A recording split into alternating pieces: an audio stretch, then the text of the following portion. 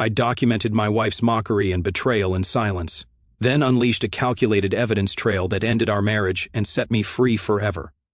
The sound of her laughter hit harder than any slap. It wasn't even loud, just soft, dripping with mockery, cushioned by the hiss of the shower.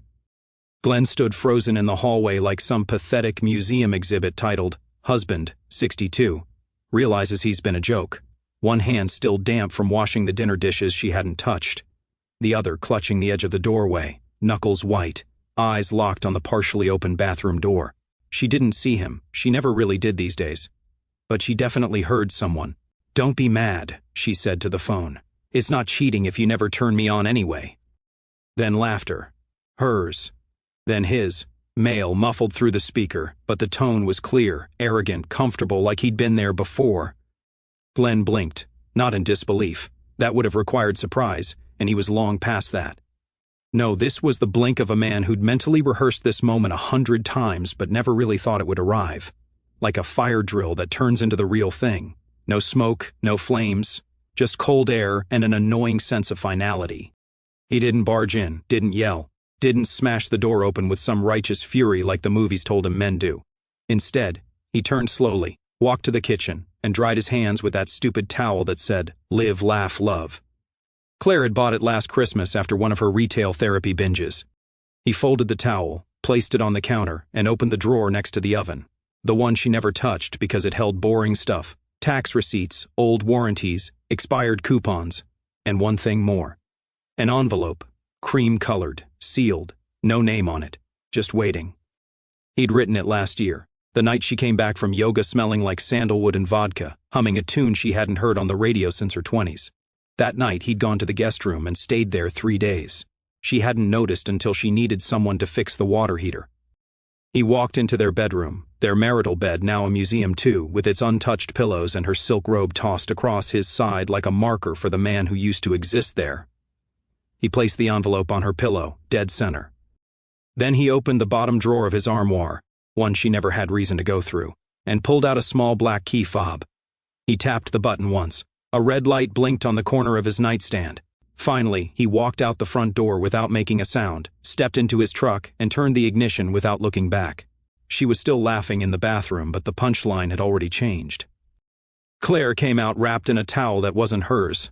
Glenn had always hated those plush spa-style ones she insisted on buying, said they were too soft to actually dry anything.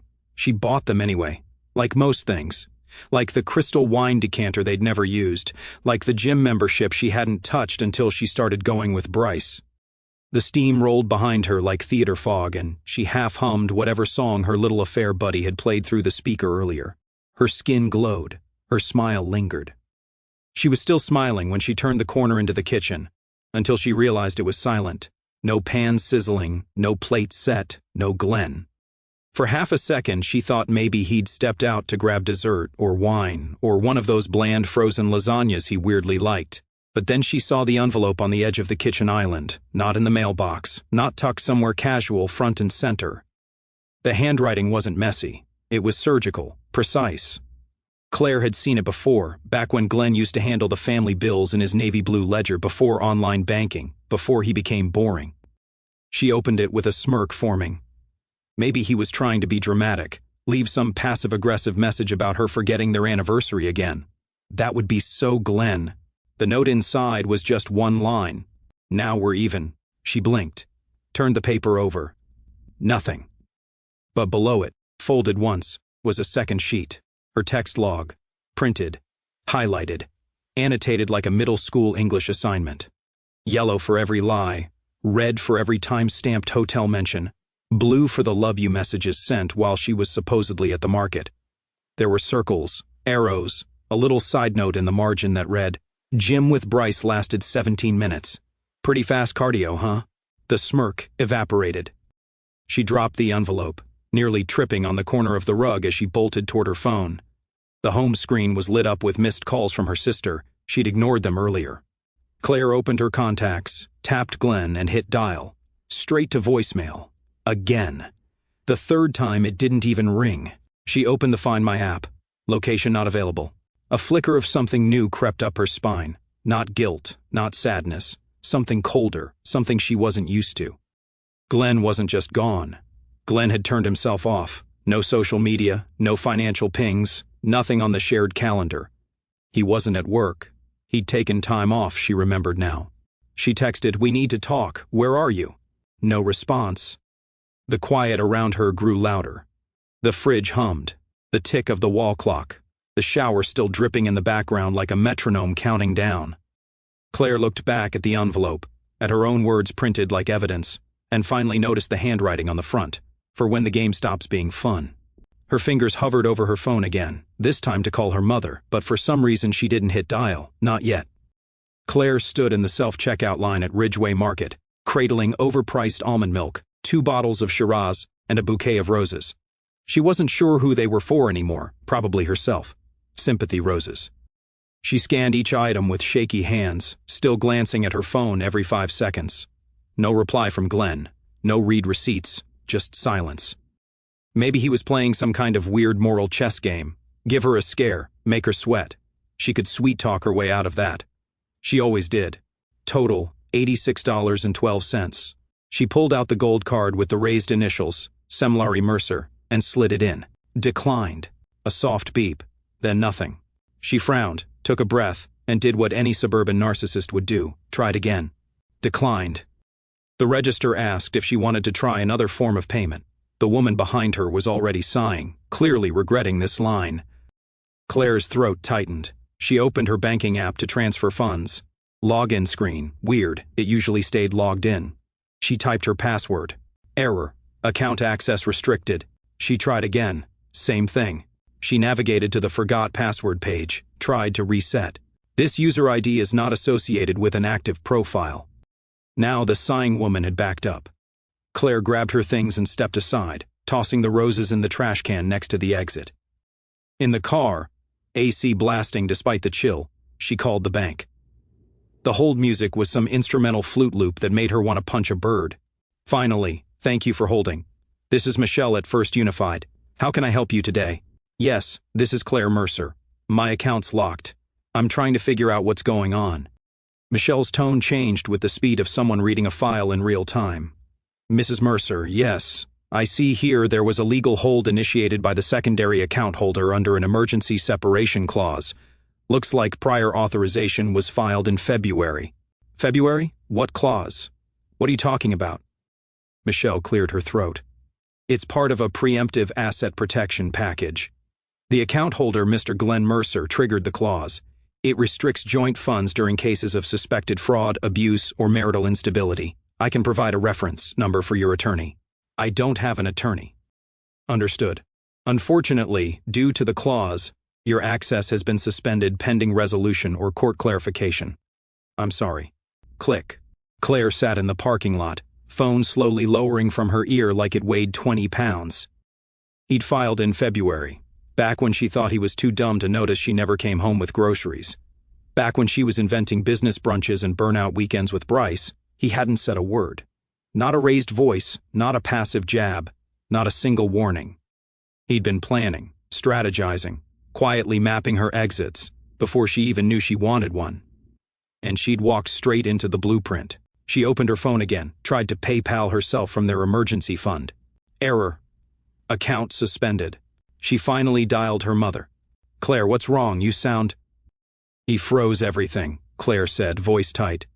"The accounts, the apps. He even filed something back in February. He's been planning this."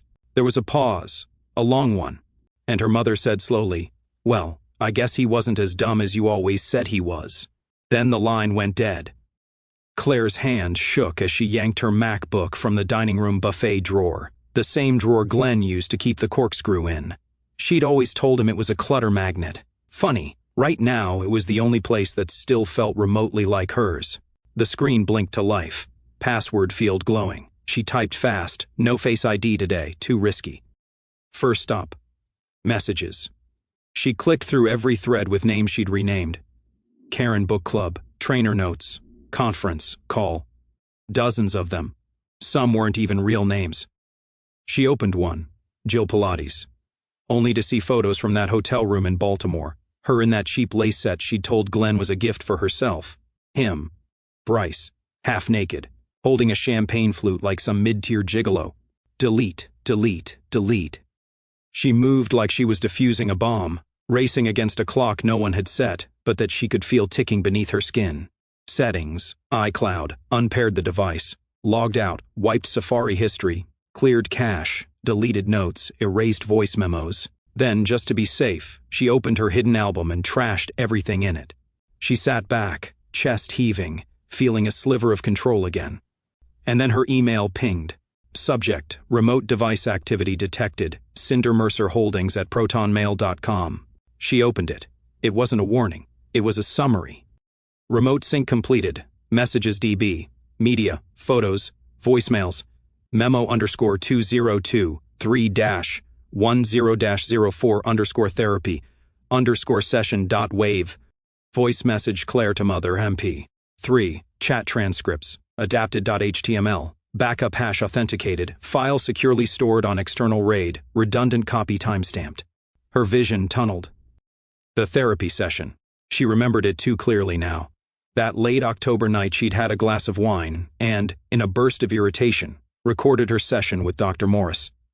She'd vented about Glenn like he was a houseplant that refused to die, called him sexless, dull, a weight, and apparently saved it in a folder she'd forgotten to lock.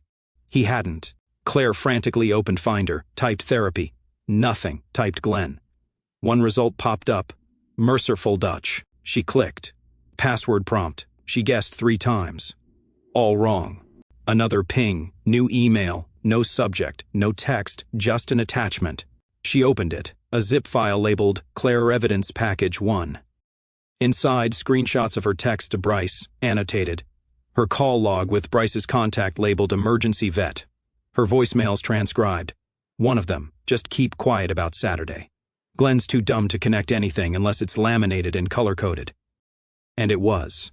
Every file sorted into folders, labeled, documented, timestamped. One folder, legal use only. Another, Claire's lies, cross-referenced. She slammed the laptop shut like closing it would undo what was already beyond control. Her mouth was dry, her head pounding.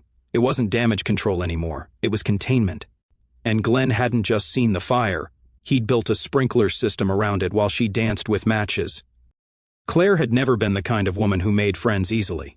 She collected them, curated them really, like seasonal handbags, one for wine nights, one for sympathy brunches, a few for passive-aggressive yoga sessions where gossip substituted for stretching. They weren't soulmates, but they served their purpose. They validated her choices, they laughed at her jokes, and most importantly, they all agreed Glenn was sweet but forgettable. Now none of them were picking up. She tried Melissa first. Melissa had been her go-to for years, a divorcee who once got half a lake house and a BMW just by crying during mediation. Claire figured she'd understand. No answer. Tried again. Voicemail.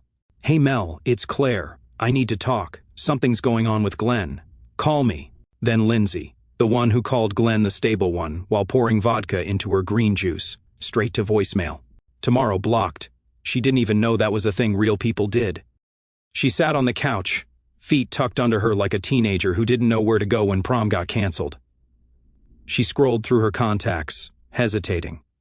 Her finger hovered over Sarah K. Temple. Sarah was the last person she wanted to call. Too judgmental, too grateful for the little things, always posting photos of her dog and that bald husband with captions like still choosing each other. Gross. But Claire tapped call anyway. A long ring. Then, Claire. The voice wasn't warm. It was clinical. Oh my God. Finally. Everyone's ghosting me. I don't know what the hell Glenn is doing. He's pulling all this crazy stuff with the bank and... Sarah cut her off. He sent us the screenshots. Claire went silent. Sarah continued, voice tight like she didn't even want to be having this conversation.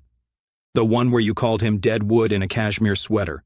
The one where you laughed about cheating after he paid off your sister's hospital bill. Claire's mouth opened, then closed. I didn't know he didn't have to say anything, Claire. You made a group chat about humiliating him. You said he cried at night over the dog dying and you mocked him for it. You joked he probably cried harder for the dog than for you. Sarah paused. The line was deadly quiet now. You're not the victim here. Claire whispered. You don't understand what our marriage was like. Maybe not, Sarah said.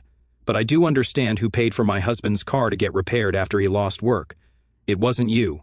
Click. Claire sat motionless, phone still pressed to her cheek like the call was ongoing. She stared at the coffee table, at the bottle of Shiraz she never opened, at the half-burnt lavender candle she used to light during FaceTime calls with Bryce. Her network wasn't just gone, it had flipped. These women weren't friends anymore. They were witnesses, and she was the punchline in a joke no one was laughing at anymore. Claire stood on the front steps of the Lakeview condo, blinking in the afternoon glare like someone waking from a long, nauseating dream. Same building, same landscaping, same decorative stone planter she tripped over last summer while tipsy off sangria. It was all exactly as she remembered it, except the keypad was blinking red. Denied. She typed it again, slower this time, the same 4-digit code she'd chosen years ago, 1031 Halloween. Because nothing was scarier than a joint mortgage. She used to laugh about that. Access denied. Claire scowled, pressed the intercom. It crackled but didn't connect. She knocked, then banged. And that's when she saw them through the wide glass front door. 2 people she didn't recognize. A young couple, maybe mid-30s. She in yoga pants, him holding a box labeled books, his. They looked at her like she was a confused delivery driver. The woman smiled politely but didn't move. The man just tilted his head, confused. Claire knocked harder. "This is my home. Open the door." They didn't. The woman hesitated, then reached for a remote on the table and pressed something. The electronic blinds slowly began to descend. Claire stood there, palms still pressed to the glass as her own life got shuttered in front of her. She yanked out her phone, dialed building management, Silverwood Leasing. "This is Trina. How can I help?" "Yes. Hi, there's been a mistake. My code isn't working. I'm at 6F, the Lakeview condo, and there are strangers inside my home." A pause, then some clicking. "Name?" "Claire Mercer." More typing. Then the voice returned, chipper but ice cold. "Oh, Mrs. Mercer. The lease for Unit 6F was terminated last week by the majority title holder." Claire blinked. "What majority holder?" "Mr. Glenn Mercer. Paperwork was processed 3 days ago. He had exclusive sale rights on the unit and opted for a private sublease agreement. The new tenants are protected under a 12-month contract." "That's not possible," Claire said, voice rising. "My name is on everything." "No, ma'am. It isn't. The original co-tenancy ended under an asset protection restructure Glenn submitted via Clause 8A in the deed. He retained 70% interest due to premarital investment. You were listed as co-resident, not co-owner." Her knees wobbled. She grabbed the steel railing to steady herself. "Where's my stuff?" she croaked. The voice on the phone shifted, slightly softer now. "Your personal belongings were boxed and sent to the shipping address on file. I believe it was a storage unit in Dunham." "No one told me. We sent 2 certified letters. Both signed for..." Claire didn't remember signing anything. Then again, she didn't remember a lot of things lately. The line disconnected. She turned and looked around. No one was watching. No one noticed. A few kids played with scooters on the sidewalk. A dog barked in the distance. The world had the audacity to keep spinning while she stood there in last season's boots, holding a knockoff Chanel bag full of expired lipsticks and receipts from a life that had already ended. She screamed, not words, not a name, just raw, helpless noise. A neighbor across the street glanced over, then walked back inside. Claire stood in the middle of the sidewalk, surrounded by a neighborhood that no longer had a place for her, not even a doormat. Claire walked into the conference room at Mallister and Rowan, in heels that pinched. She hadn't worn them in over a year, but she needed height, something, anything, to make her feel grounded again. The paralegal led her in without small talk, just a nod toward the long walnut table. Glenn was already there, alone. No lawyer, no assistant, no moral support, just him. A man who'd once cried at that damn Subaru commercial and spent 2 years building their front porch himself. Now he sat with a single manila folder in front of him, perfectly centered, as if even chaos had to be symmetrical in his world. He didn't stand when she entered, just looked up, no hate in his eyes, no anger. That almost made it worse. "Claire," he said simply. She sat down slowly across from him, waiting for a barrage, a lecture, a rant. But Glenn just opened the folder and slid a stack of papers toward her. On top, a printed timeline. "Go ahead," he said, voice calm. "That's the breakdown, month by month. Of when you stopped seeing me as a man and I started seeing you as a liability." She stared at him, lips parting. "Excuse me?" But he didn't repeat himself. Her eyes dropped to the timeline. June 2022. Cancelled anniversary dinner. Not feeling well. GPS later showed Claire's phone pinged at a rooftop bar. August 2022. Glenn's cancer scare. Claire's calendar note. Don't forget Sympathy Act. November 2022. Glenn pays off Claire's sister's $9,200 hospital bill. Claire texts Bryce. Now he really thinks he's a hero. LOL. February 2023. Claire initiates secret transfer of $14,300 to private investment account under the name Bryce Dunn LLC. April 2023. Claire records therapy session. Complains Glenn is like a walking beige cardigan. Each entry had receipts, screenshots, notations, even call logs cross-referenced with her supposed yoga class attendance. She looked up, jaw clenched. "You stalked me." Glenn leaned back, folding his hands over his stomach like he was settling in for a weather report. "No, I documented you. Stalking is for people who still hope to be loved. I was just making sure the math added up." Claire flipped to the next section. Statements from Dr. Morris, her therapist. Notes Glenn had legally requested via subpoena once the therapy session file appeared in his possession. Her own words quoted verbatim. "He's so small. Not physically, just as a presence. He's not a husband. He's a tax deduction in khakis. I said those things in private," she snapped. "And you recorded them illegally, then saved them under my vents. I didn't breach your privacy, Claire. You breached your own." The next page showed a financial heat map of transfers. Her Amazon splurges, Bryce's Zelle requests. A spike in withdrawals every time Glenn had a medical procedure. "I covered everything," Glenn said, "while you were building a parallel life on my dime. I just itemized it like an accountant." Claire's hands trembled as she flipped to the last sheet. It was titled Restitution Proposal. He was offering her a settlement, generous even, but with terms: no claim to his pension, no access to the property he'd inherited from his father, a gag clause prohibiting her from speaking about their marriage publicly, in writing, or via social media. Bryce's legal name included in a formal, no-contact order. She swallowed hard. "This is revenge." Glenn gave the softest smile she'd ever seen on him, almost sympathetic. "No, Claire. This is me paying the bill for your freedom." Then he stood, placed his pen neatly beside the folder, and walked toward the door. He paused once, hand on the knob. "You used to say I was boring, unimaginative, that I'd never surprise you." He turned his head slightly, just enough for her to catch his eye. "Well," he said, "surprise." And then he was gone. Claire didn't want to be there the second time. The conference room felt colder, even though nothing had changed. Same minimalist decor, same sterile carafe of untouched water, same damn ticking wall clock Glenn had once complimented for its reliable rhythm. But this time Glenn wasn't alone. A woman in a slate gray suit sat beside him, his attorney clearly young, sharp, with a coiled braid, and eyes that read people like resumes. Across from them, Claire sat alone. Her own lawyer had been a no-show, claimed a scheduling conflict. Truth was, Claire had maxed out what little trust she had left with everyone, including professionals. The monitor on the far wall blinked to life. "We've prepared a visual summary," the attorney said flatly. Claire opened her mouth to object. "A visual summary? What the hell does that even mean?" But the screen was already rolling. First clip, grainy hallway camera outside a hotel room. There she was, red trench coat, laughing.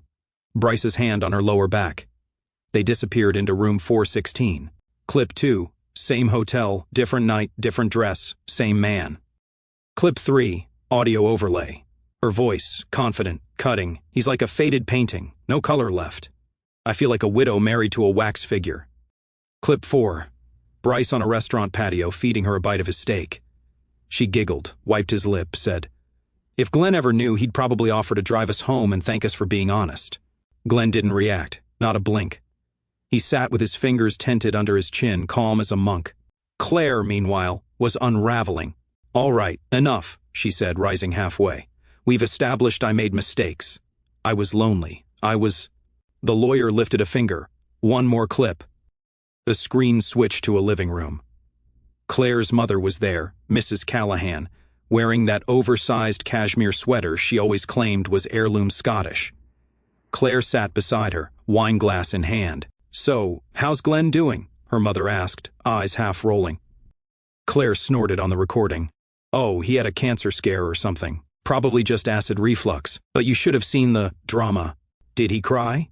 Claire laughed so hard she nearly spilled her wine.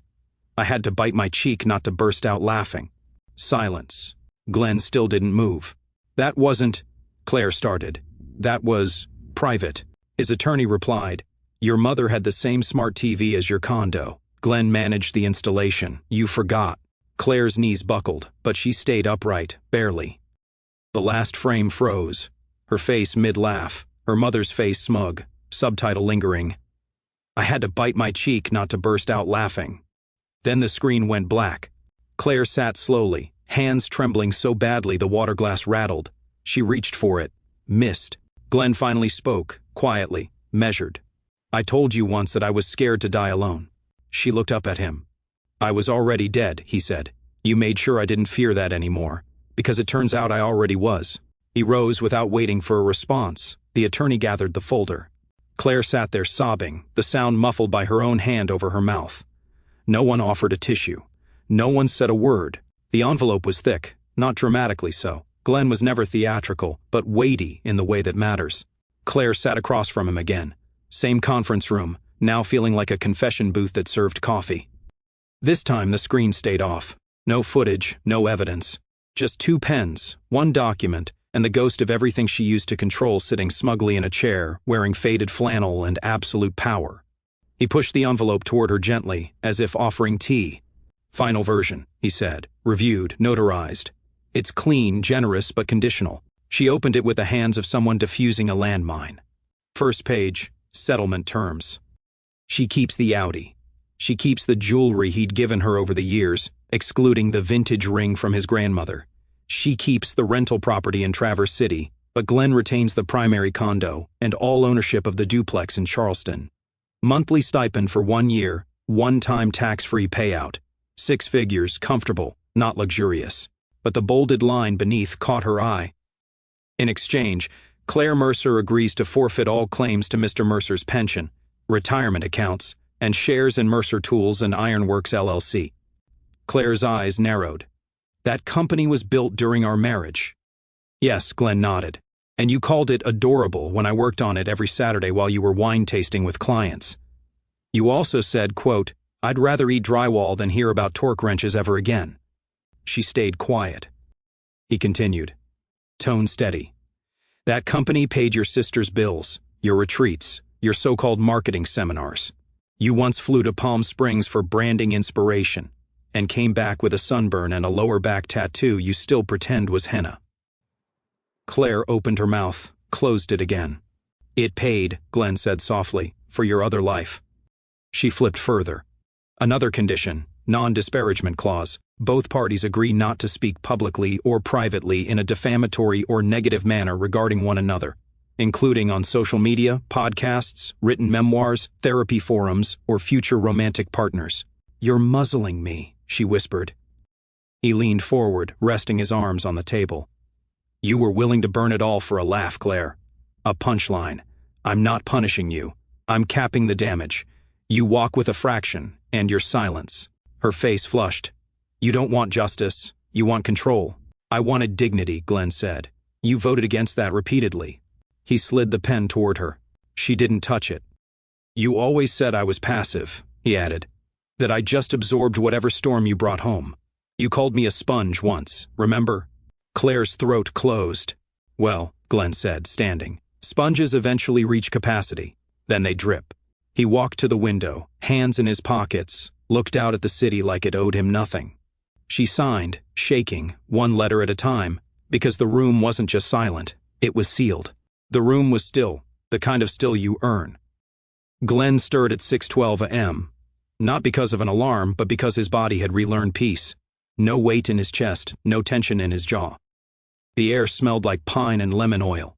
His new cabin sat just outside Braddock Lake, where cell reception came and went like migrating birds. He rolled over and tapped his phone awake. 324 missed calls. He didn't flinch. A few voicemails. Texts stacked like a digital avalanche. "Please, we need to talk. I made a mistake." "Why are you doing this?" You said you'd never abandon me. Then the strange ones. The bargaining ones. Just tell me what to say in court. I'll do anything. He didn't mean anything to me, Glenn. It was just noise. Noise.